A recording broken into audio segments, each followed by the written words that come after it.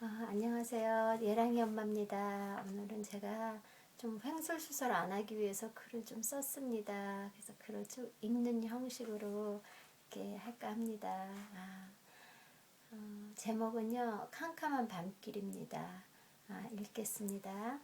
예랑이는 끊임없이 놀랬다. 약을 먹어도 소용이 없고 도리어 약을 안 먹을 때는 잠자기 전과 깨어나면서 살짝 놀랐는데 약을 먹으면 시도 때도 없이 깜짝깜짝 놀랬다.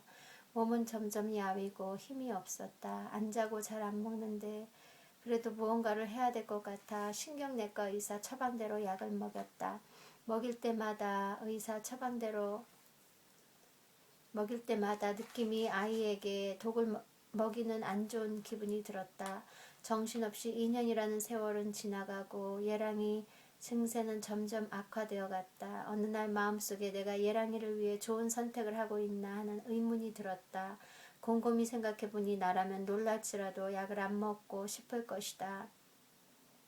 그런데 왜 아이에게 약을 먹이나 싶었다. 나도 잘 모르겠다. 의사가 처방하니까 그렇다면 의사가 처방만 하면 다 약을 먹여야 하나 싶었다.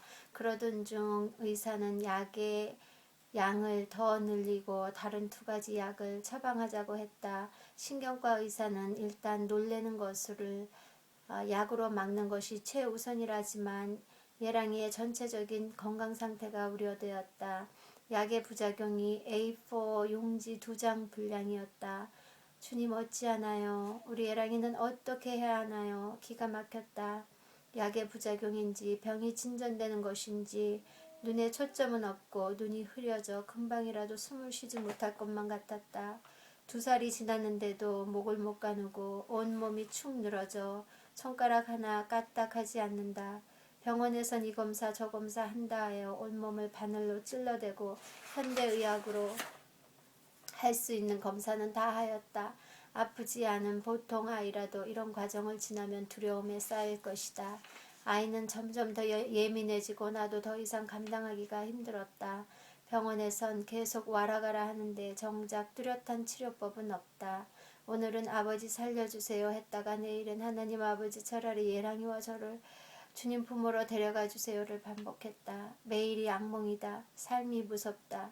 제발 이 모든 것이 꿈이었다면 하고 바랬다. 밤에는 거의 1~2시간 만에 깨서 울어댄다. 아이와 나는 거의 심신이 지쳐 어디가 어떻게 아픈지도 모르고 살아간다. 한 번은 오랜만에 거울에 비친 나를 보고 깜짝 놀랐다. 예전의 나의 모습이 아니다. 거의 실례지만 누구세요 할 정도로 나는 나의 실제 나이보다 20살 위로 보였다. 그 누구에게서도 답을 얻을 수 없고 앞이 캄캄했다. 나의 도움은 오직 그분에게만 얻을 수 있다. 사방은 모두 둘러싸인 듯하다. 기도도 할 수 없다. 말씀을 읽을 수도 없다. 성경을 붙들고 있는 것조차도 힘들다. 결단을 해야 한다. 약을 먹이든지 아니면 치료자 예수님을 붙들든지.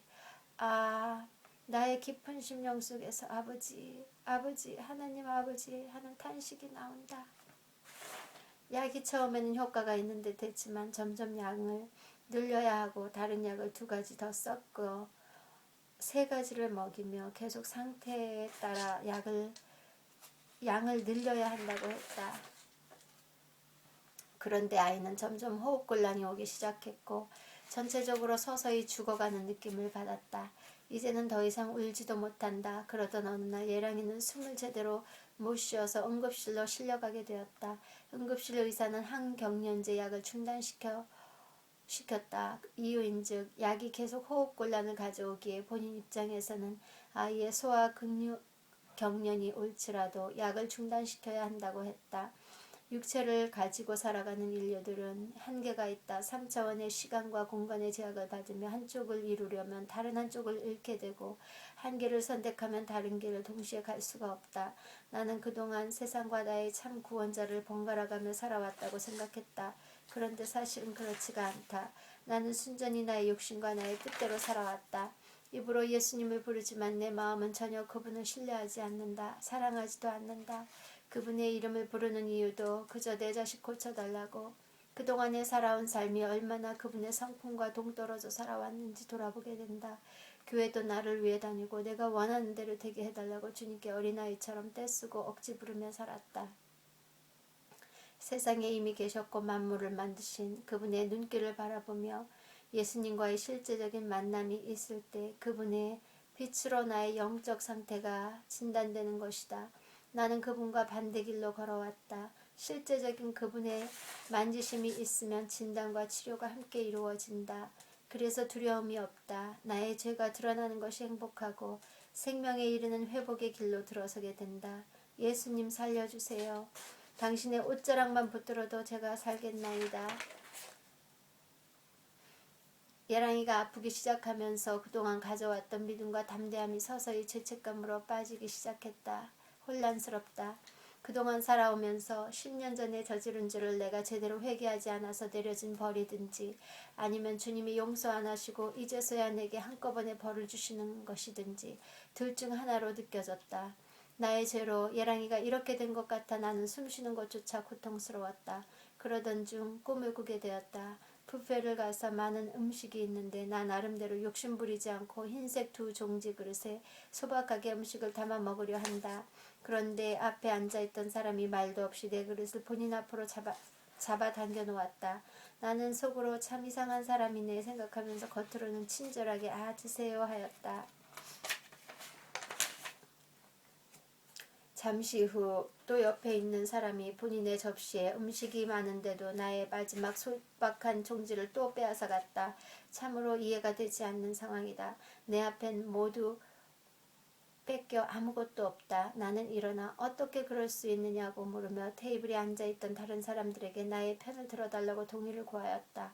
그들은 모두 그 두 사람이 나에게 잘못하였다고 내 편을 들어주었지만 그 두 사람은 무슨 일이 있느냐는 듯이 아무렇지도 않게 음식을 먹고 있었다. 그런데 나도 모르게 내 마음속에 다 빼앗기지 뭐 괜찮아 하는 생각과 안 돼. 첫 번째는 이해해도 마지막 두 번째 종지는 끝까지 지켰어야 해 하는 생각이 오고 갔다. 그러면서 꿈에서 깨어났다. 꿈이 너무 선명하고 감정이 마치 실제 상황처럼 전해진다. 그냥 스쳐 지나가는 꿈이겠지 하고 잊으려 했다. 그런데 자꾸 그 꿈이 또렷이 생각난다. 기도 중 주님께 여쭈어 보았다. 나의 생각에 아무리 소박하고 욕심 없는 듯한 마지막 부분일지라도 다 내려놓으라는 마음이 온다. 내가 붙들고 있는 것은 주님께로 온 것이 아니면 모든 것을 포기할 수 있어야 한다. 며칠간의 기도 중에 그래도 그 정도는 하는 생각과 주님의 마음이 오고 갔다. 내 안에 나의 생각과 주님의 마음이 씨름을 하는 듯하다. 주님 마음으로 들어가면 평안이 온다. 그분께 내가 지면 기쁨이 온다. 내가 그분을 이기려 하는 순간부터 불안의 연속이다. 예수님 도와주세요. 주님의 뜻을 따르도록 제발 도와주세요. 나의 생각을 포기하는 순간 그 소박하고 욕심 없었다고 생각한 나의 마지막 종지 그릇에서는 음식이 아니라 나의 놓지 않고 평생 붙들고 있는 나의 자존심과 나와 주님과의 사이를 막고 있었던 나의 고집이 새카맣게 독처럼 쏟아져 나왔다. 감사합니다.